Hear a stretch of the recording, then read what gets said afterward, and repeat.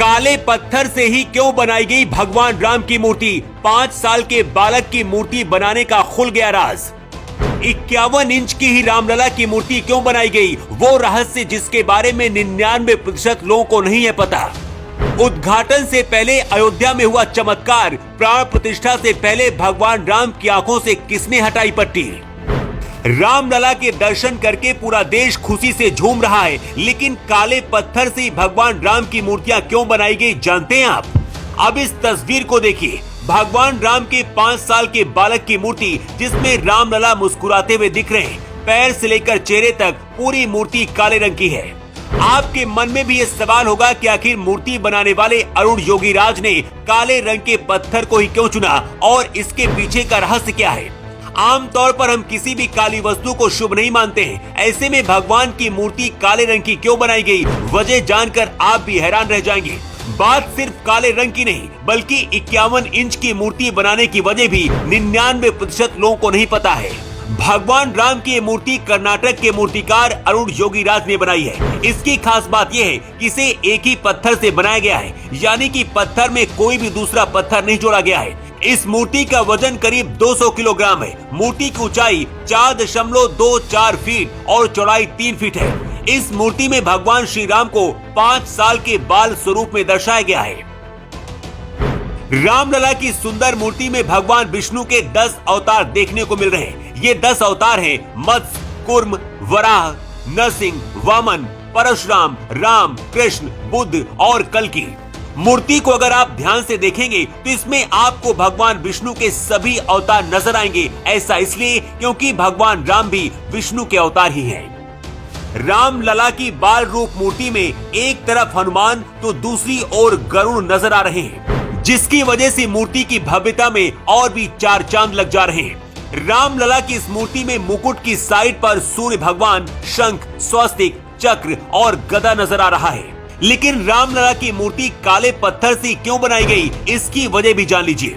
दरअसल जिस पत्थर से रामलला की मूर्ति बनाई गई है, ये कोई मामूली पत्थर नहीं है, बल्कि शालिग्राम पत्थर है। ये पत्थर भगवान राम के ससुराल नेपाल की गंडक नदी में पाया जाता है। शालिग्राम पत्थर को बहुत ही पवित्र माना जाता है और हिंदू धर्म के लोग अपने घरों में इस पत्थर की पूजा करते हैं। माना जाता है कि शालिग्राम पत्थर में भगवान विष्णु होते हैं और भगवान राम विष्णु के अवतार हैं। इसीलिए इसी शालिग्राम पत्थर से रामलला की मूर्ति बनाई गई है। जिस शालिग्राम पत्थर से रामलला की मूर्ति बनाई गई है, ये जलरोधी होता है। मतलब इसमें पानी का असर नहीं होता है, बल्कि इसकी चमक पानी से और भी ज्यादा बढ़ जाती है। अगर राम मंदिर में पहुंचने वाले भक्त रामलला के ऊपर चंदन रोली लगाएंगे तो इसमें रामलला की मूर्ति की चमक पर कोई असर नहीं होगा। रामलला की 51 इंच लंबी मूर्ति दक्षिण भारतीय शैली की है। मूर्ति की लंबाई 51 इंच इस बात को ध्यान में रखते हुए किया गया है ताकि रामलला के 5 साल के बालक स्वरूप के दूर से आसानी से दर्शन मिल सके। राम मंदिर के गर्भगृह में जब रामलला की मूर्ति लाई गई, उस दौरान उनकी आंखों में पट्टी बंधी हुई थी। ये पट्टी 22 जनवरी को प्राण प्रतिष्ठा के बाद खुलनी थी, लेकिन अचानक सोशल मीडिया पर रामलला की मूर्ति प्रकट हो गई। मतलब प्राण प्रतिष्ठा से पहले ही रामलला के दर्शन हो गए। लेकिन ऐसे कैसे हुआ, इसके बारे में भी चलिए अब आपको बताते हैं। इस तस्वीर को देखिए जो इस वक्त राम मंदिर के गर्भगृह में रखी हुई है। इस मूर्ति में रामलला की आंखों में पट्टी बंधी हुई है। ऐसा इसलिए किया गया है कि 22 जनवरी को जब प्राण प्रतिष्ठा होगी, उसके बाद ही आंखों से पट्टी हटाई जाएगी।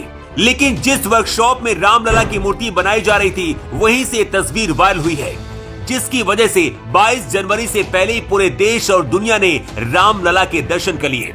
हालांकि अब भगवान राम की मूर्ति को लेकर राजनीति भी शुरू हो गई है। विरोधी दलों का कहना है कि जो मूर्ति रामलला की प्रकट हुई थी, उसे क्यों नहीं रखा गया, नई मूर्ति बनाने की क्या जरूरत थी।